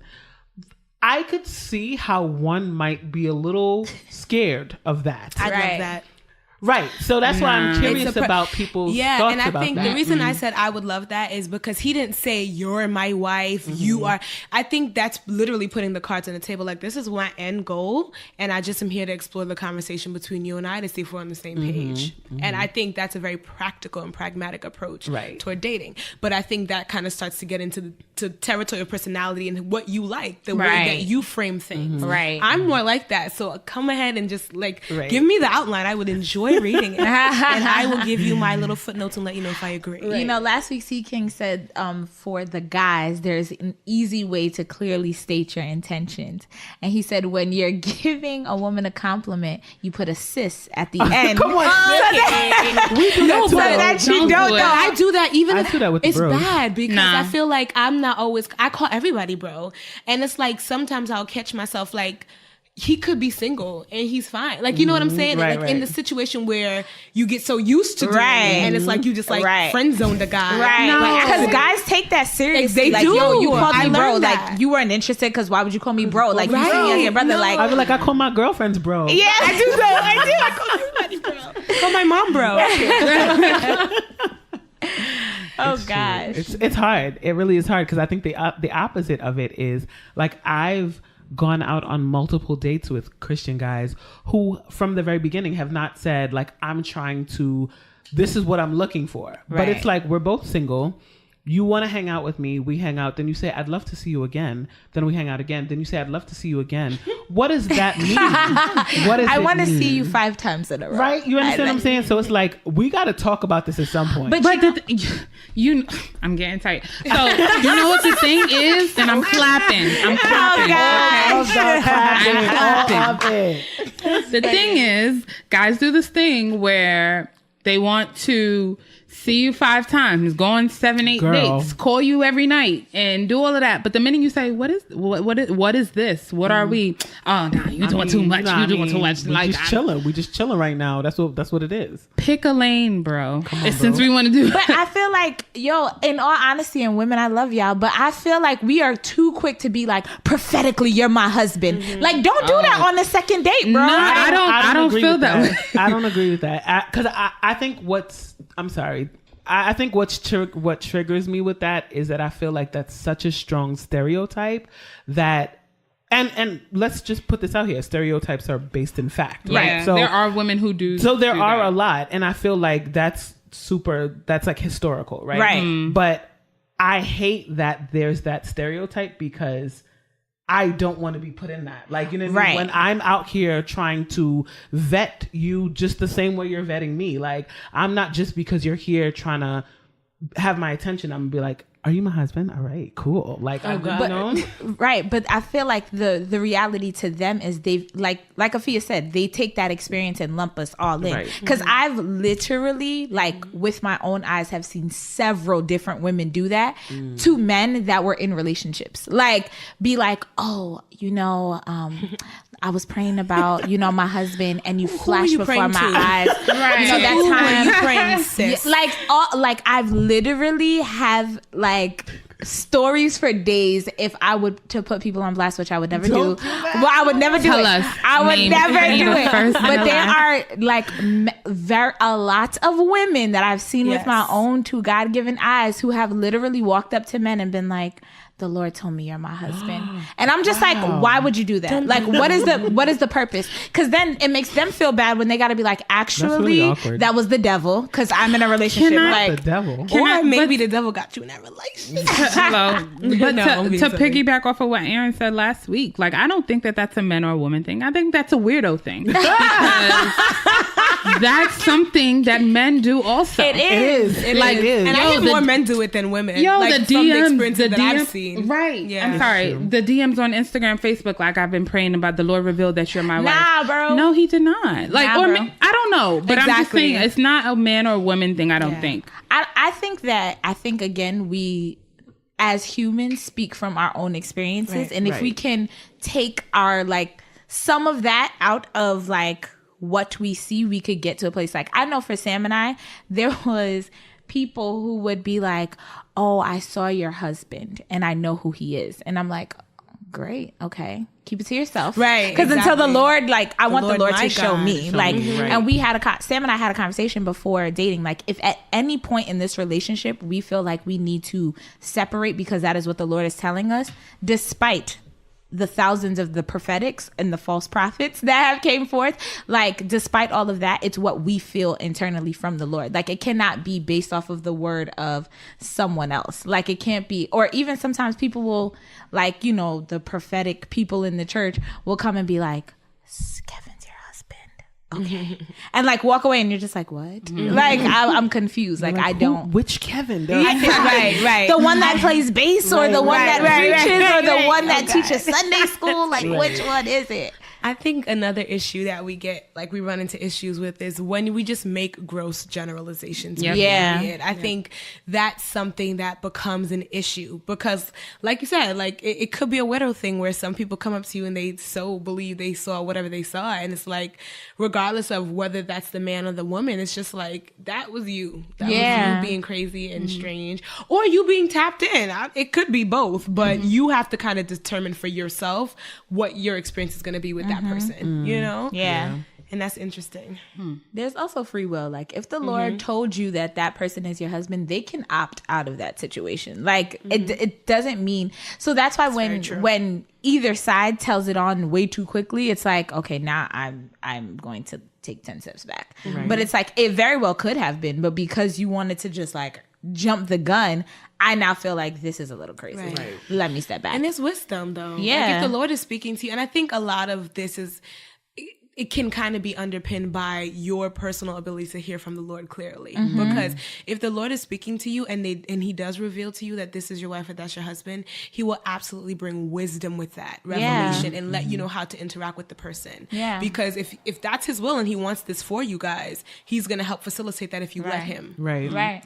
I just think that I think where it becomes dangerous is the fact that like our interactions with the opposite sex, there's always the marriage thing lingering over us. And it's like, gosh, like what? Absolutely. What? No, we're agreeing it's with just you. like you can't, if someone, it almost feels like you can't get to know somebody without, okay, maybe this could be my husband, or either side, or maybe this is my wife. I don't know. First date, let's see. Like it's just hard. I have a question now. So I have a question because at least for me, I agree, but like I'm on the slight like not agree. Like I agree with like going on dates and getting to know a person, and not like the first thing that's out of the conversation is, are we going to get married or is this going to be marriage? But then I'm also the kind of person where I'm not going to waste my time. Like I don't want to entertain something that is not going anywhere. Yeah. So for me, so what is the difference? I guess is what I'm asking you guys. Is it you go on dates and not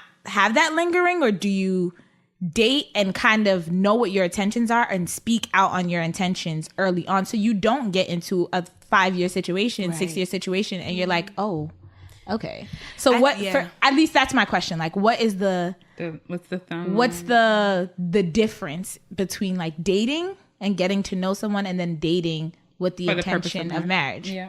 I don't think that there's one answer to that. Yeah. I think it is absolutely individualistic, not only to the person having the conversation, but for each person they're interacting with. Right. So like how you approach dating with Paul is not going to be how you approach dating with Peter, you know? Right. I think there's certain things. Come on a date, the man of God. But it's like, I think it's a little different. And I think parts of you and your personality and your approach will remain true. Right. But it's also being able to Nikki's point earlier about emotional intelligence, it's also social intelligence. Being able to read the conversation and kind of read the tone and the tenor of where it's going. Like, because to piggyback off of that, what I wanted to bring up was celibacy and dating.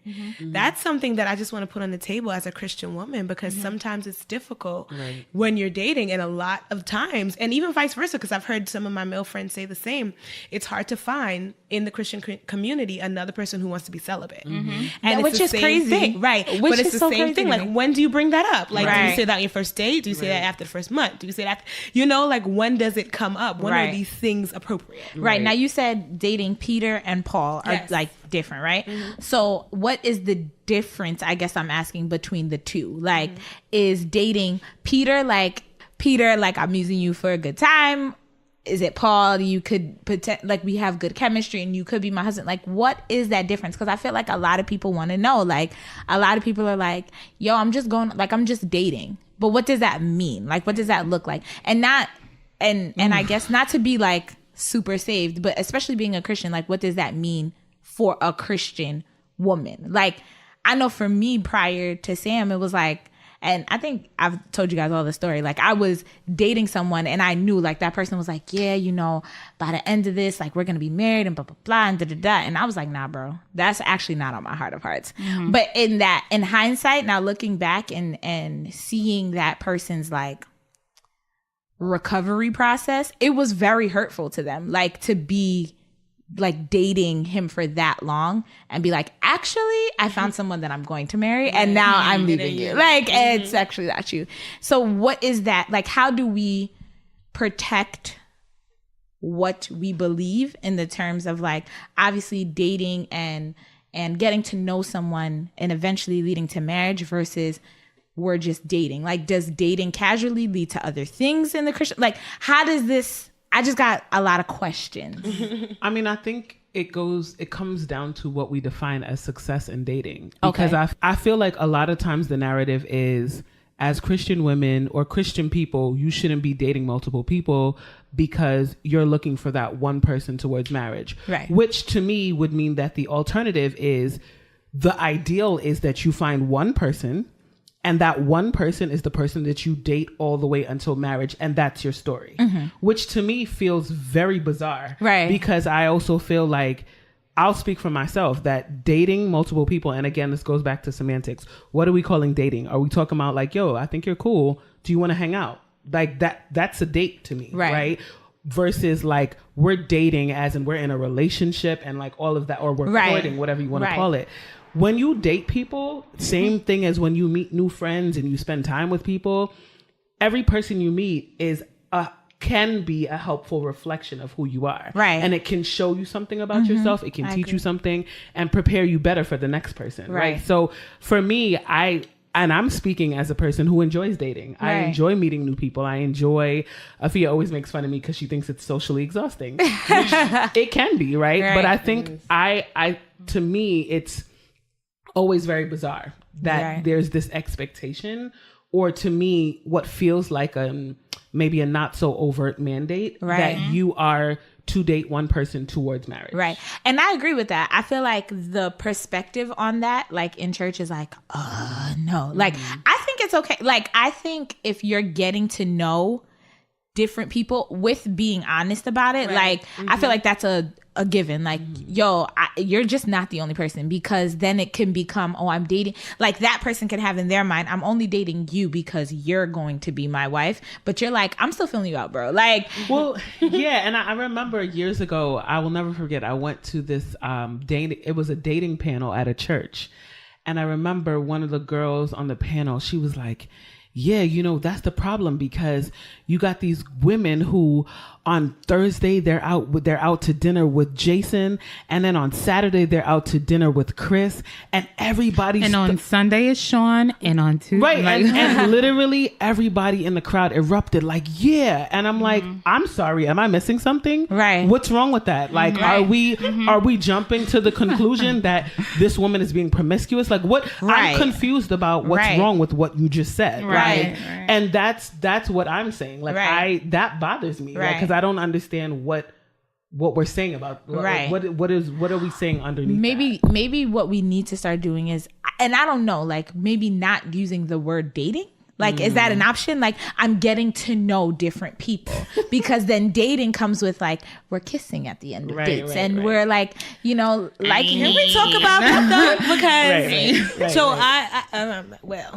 I had recently gone on a date, and come on dates. And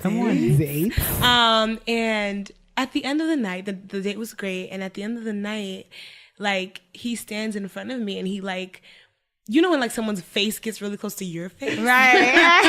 That thing. Yeah. And I'm just looking at his face. Like, why is it here? And why is it here? Then I kind of like leaned back a little bit and like looked at him puzzled, because I was genuinely puzzled.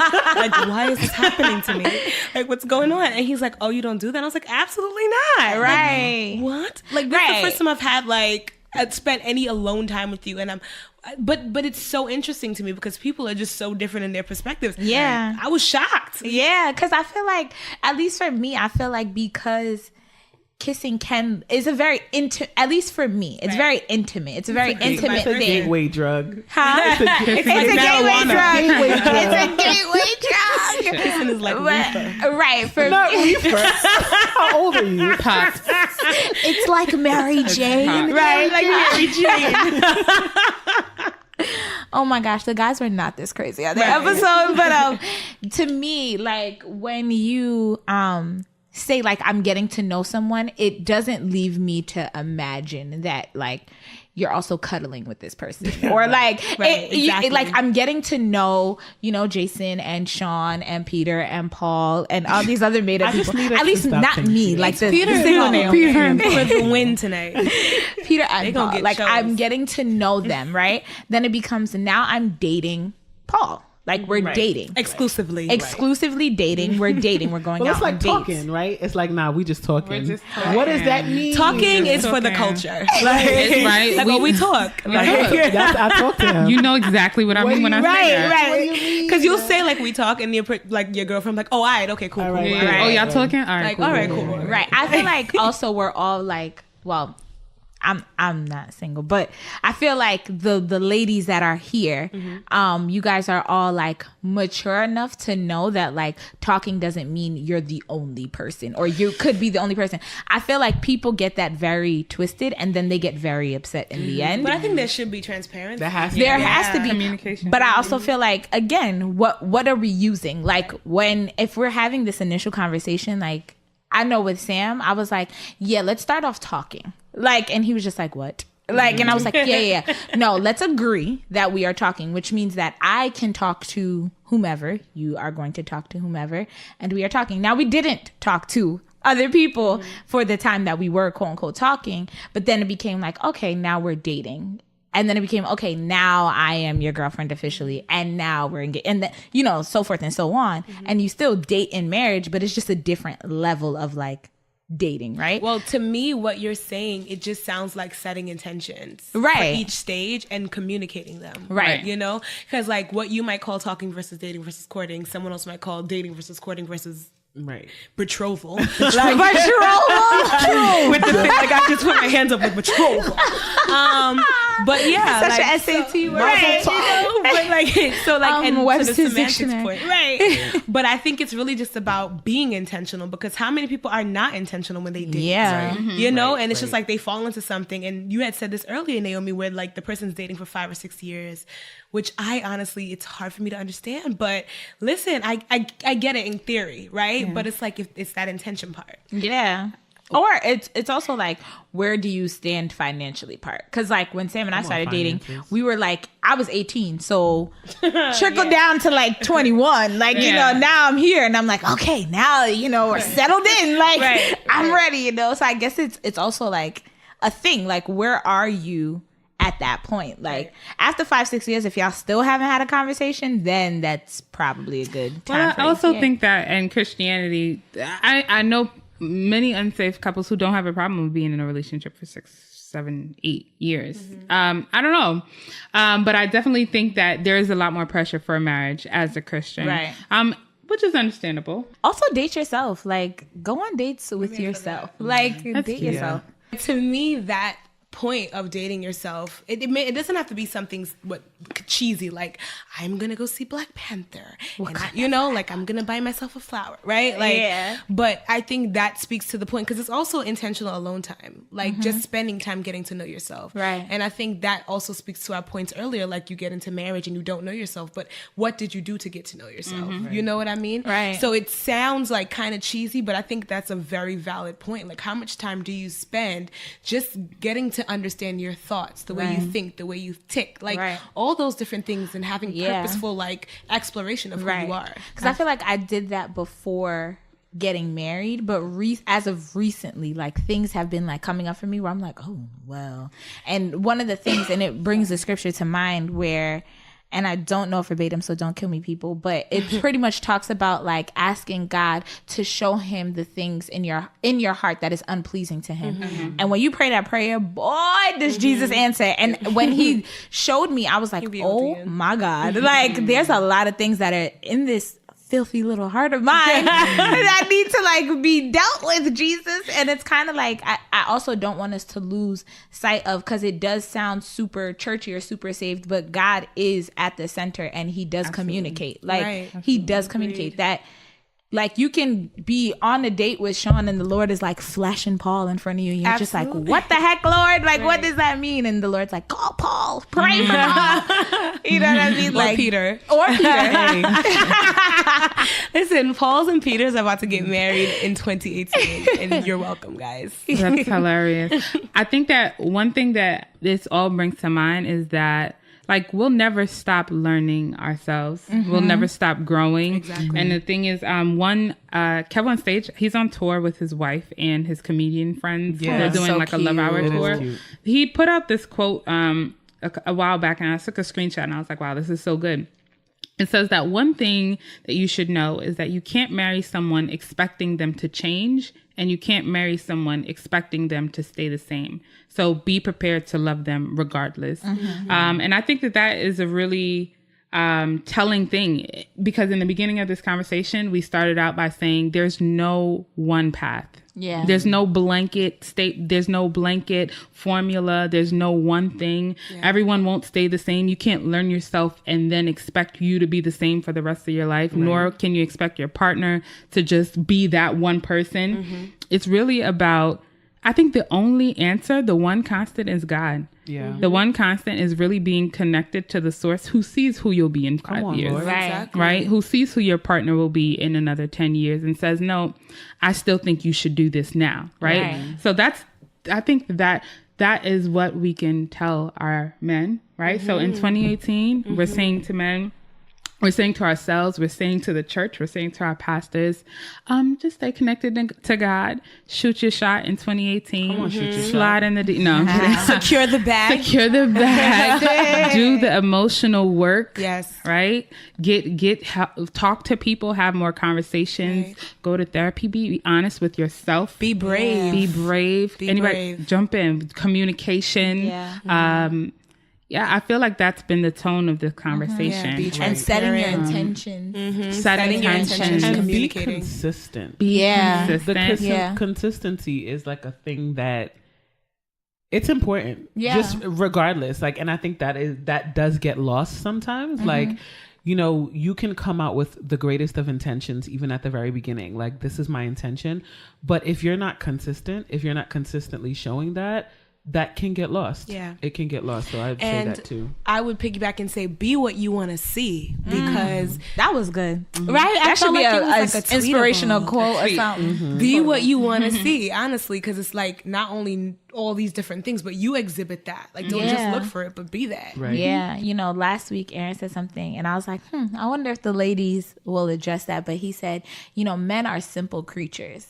And I was like, I don't necessarily agree. I'm not sure that's true. Right, with that statement. But when you said be What you want to see. be what you want to see, because I didn't want to mess up the quote. It made me think of that moment when he was like, oh, you know, but men are simple creatures. And I was like, that's interesting, because if we're telling them to be who you, Lord, why am I? Be what Thank you want to see. Be what you want to see. Why am I messing up this quote, Lord?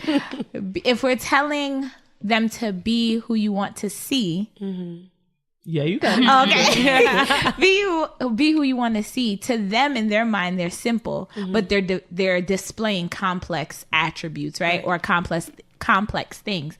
So in turn, for me, I'm like, well, now we have to be honest with them and ourselves to be like, actually, you're being very complex, not just simple. So I feel like this is the beginning of, it's so funny to say that this conversation, however long it was, is the beginning of a conversation. Right. The beginning of conversations to come in our own spaces, and maybe even here on this podcast again, Yeah. I'm down. of dating, relationships, men, women, sex, church, love, Jesus, all of that in one. Yeah, we hope you were blessed. I know, first of all, I'm not even going to ask you. I know that you all have something to say. If you're listening in, write us with your questions. Hit us up at goodbadglory@gmail.com. We love to answer your questions on the podcast. So go ahead and send us an email with anything that you want to respond to, whether it be from last week or this week's episode. Send us an email at goodbadglory@gmail.com. You can also hit us up on Instagram and Twitter at goodbadglory. We also have a Facebook page, The Good, The Bad, and The Glory, as well as a website. Can you guess what the website is? Good Bad Glory. www.goodbadglory.com. So you have multiple channels. So we'd love to hear from you. So ladies, tell us, how can we reach you? What do you have coming up? Anything you want to announce? Shout it out. Now's your time. Don't all go at once. Right. Well, I don't have anything coming up. But if you would ever love to order some pecan pie, you can find me at browngirldesserts.com. Oh, gosh. And take your pick. There, I got 7 different flavors. And go take a look. Yes, go say it in your sultry voice. Come on, sultry voice. You got to sell the pies with the sultry voice. You gotta sell the pies with the voice. Oh, come on. Okay. Well, I guess it's my turn. Okay, no. Wait, no, you have to say your social media. Yeah. My social media handle is Pretty Brown Girl Nay. It's a weird spelling. I'm going to spell it for you. PrettyBrownGirl. Ciao. GRL. Listen. I'm sorry. You gotta start again. All right. It's Pretty Brown Girl Nay without the O in brown and without the I in girl. Everyone stop looking at me strangely. Okay. I'm gonna do this one more time and I'm just gonna spell it. Yes. PRETTY. That's pretty. BRWNGRLNAY.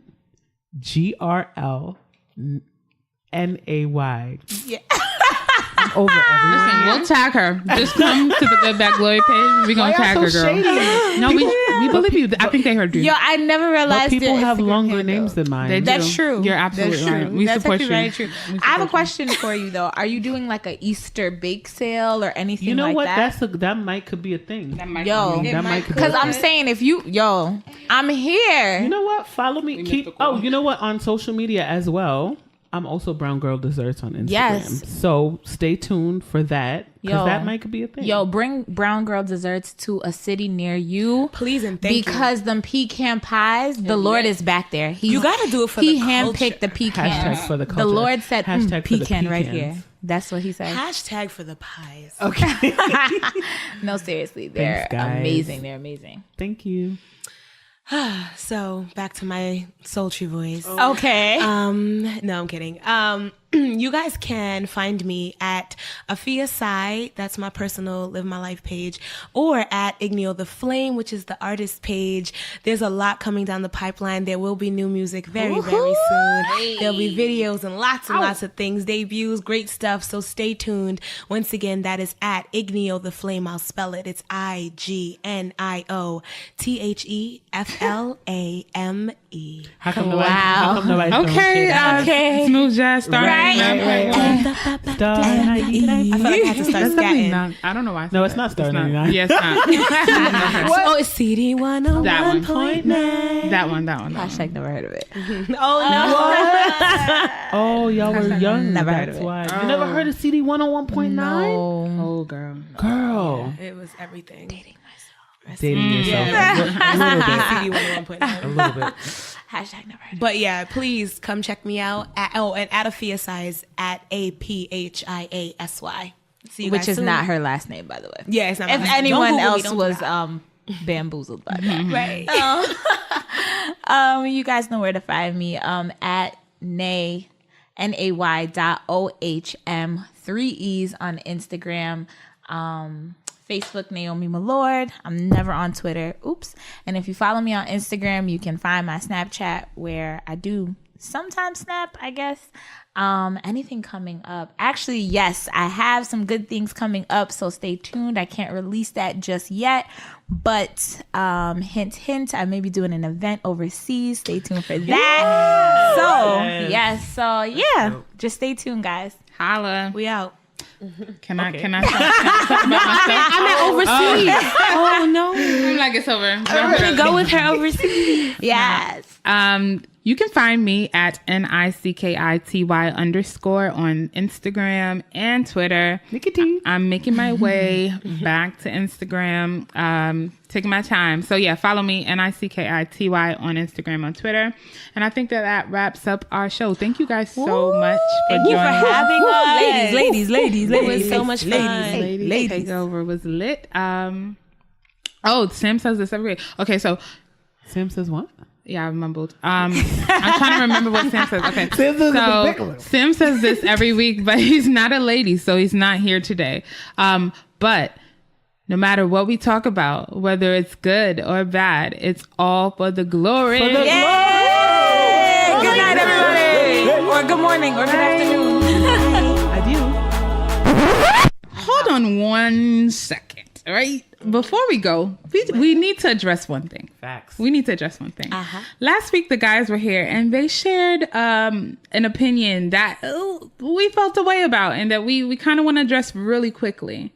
So our guys on the Guys Takeover last week, they shared that they felt that in relationships, they feel more supported by women who are not Black. Let that sit. How y'all feel? Well, I guess the first thing it was more so that they were saying there are Black men who share that opinion, and they were giving like that opinion of someone was sharing about their family member, and someone else was sharing, because I don't want them to come. They know they can find us. Okay, they know where we stay.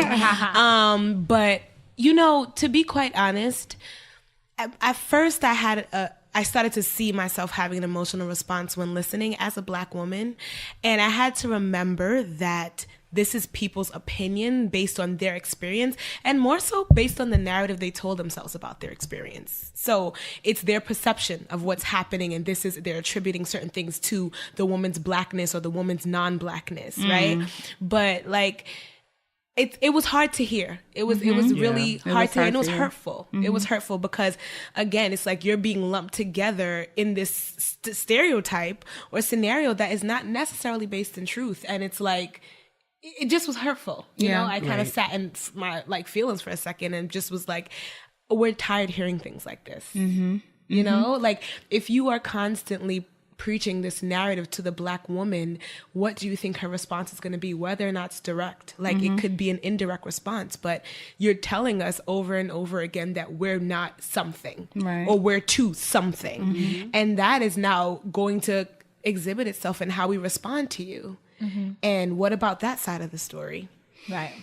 It does feel like a very blaring non-acknowledgement of the fact that Black women literally are the glue for the Black community. Absolutely. And that's not even just an opinion, that's factual. That if we just look at statistics, and we look at the amount of single parent homes and things like that, that's a thing. That's a thing. And so it does feel that way, but I agree with Afia in that even the way that we respond, we're responding from our own personal experiences and responses to that, right?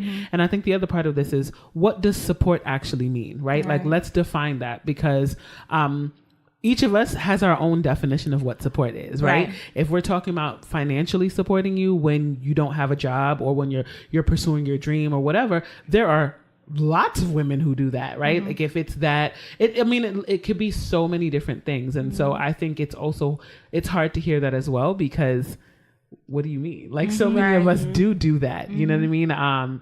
And I think the other part of this is to each his own, right? Like I do recognize that when they spoke, they were saying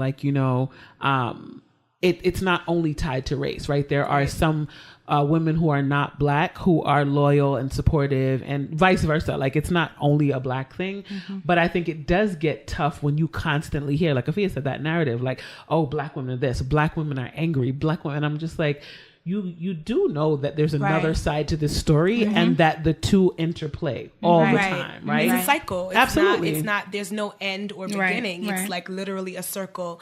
And it's, if you are continuing to say these things, it's perpetuating that circle. And it's adding to the divide. Because our community is that's what's happening. There's a huge divide. And now people are starting to respond as though interracial dating is like an out, or it's an escape from this narrative. Instead, why don't we really just engage the conversation and give each other grace, right? Because I think that's another thing. I don't think that it comes across to Black women that we're given grace by Black men. So if we do turn up or appear, or it seems that we're angry, ask her why. Let's unpack what she's carrying on behalf of her community, that she's responding in a way that is yielding aggression, you know, like, or to some, they consider it strength. They consider it holding, like you said, Nadine, like holding the Black man on their backs. And we're not saying that this is everyone's specific experience, but just in general, find out what is behind that response. Right. A word. And I think, I'm sorry. And I think the flip side of this is that's interesting is like so many Black women are like, you know what? I'm actually done with Black men.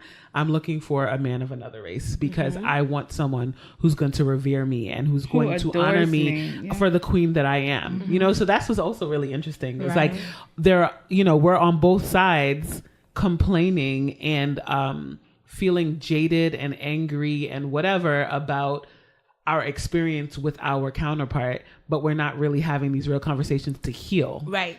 Or to like mend. It's just like, no, you do this. No, you do this. You know what? I'm about to be out. I'm about to date a white guy. Like that's really or a white woman. Right. You know what I mean? And that's really, I mean, what's the goal here? Right. What's that going to do to our community? Right. And for me, it's a little like, I mean, and like Afia said, they weren't saying that that's their thing. Like they, were saying that this was something that a family member had said to them. But I feel like what is necessary, like Nadine said, is that conversation to heal.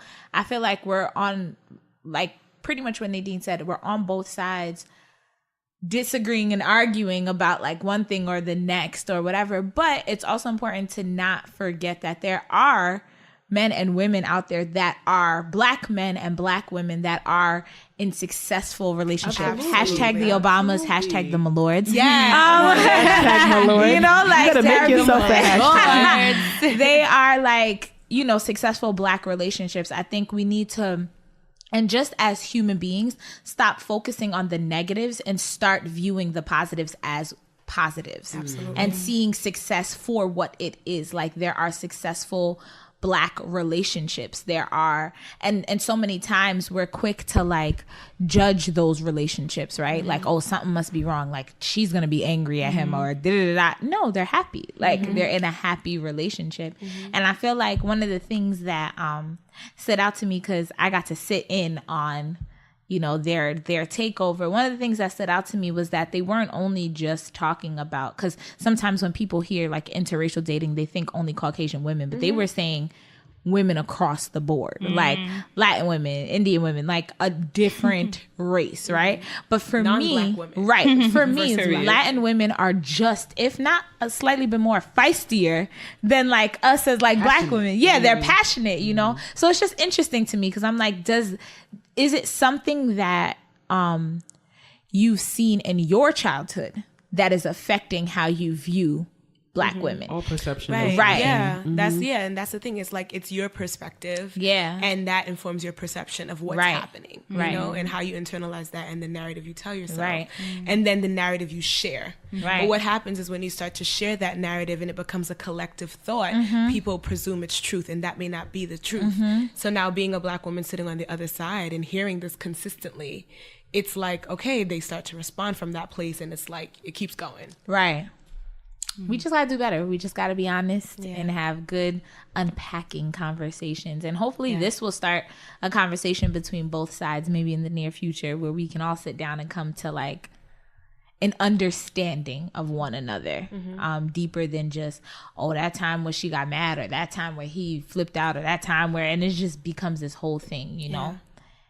And just, I feel like the bottom line is treat people like people, man. Like, give the person the opportunity to be themselves without you attributing all of these things to it. And I'm not saying that there aren't certain things that are probably true to different cultures and different experiences, but let that person be great. Yeah. Like, just let that person be great. And if they have issues, that's their issues. Right. Everyone has something to work out. Yeah. It's not just us. We're not just angry. Like everyone has something to work out. And everyone has a time and a place to figure that all out if we just allow ourselves to. Holla. Yeah. So yeah, we just needed to address that issue. And now we're gone for real this time. Bye-bye. Bye. Bye. Adieu.